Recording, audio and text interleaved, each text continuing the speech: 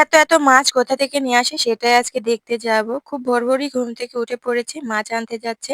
আমিও পিছন আমি চলে আসলাম। এই তো এখানে বাড়ির পিছনের মাঠটাতেই জাল পেতে রাখা।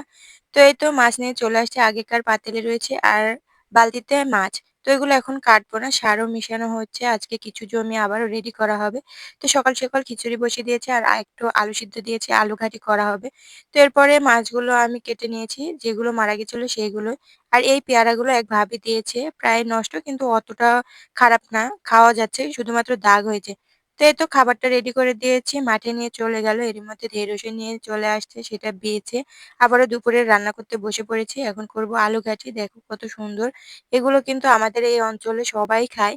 তো এই তো রেডি করে দিয়েছি। এর সঙ্গে ধুন্দুল আর মাছের তরকারিও ছিল। সেটা আর এত তাড়াহুড়ো হয়েছিল যে রান্না শেষ না হতেই সবাই ভাত নিতে চলে আসে। কি করব? তো তাড়াতাড়ি করে রেডি করে দিয়ে দিলাম। নিয়ে চলে গেল মাঠে।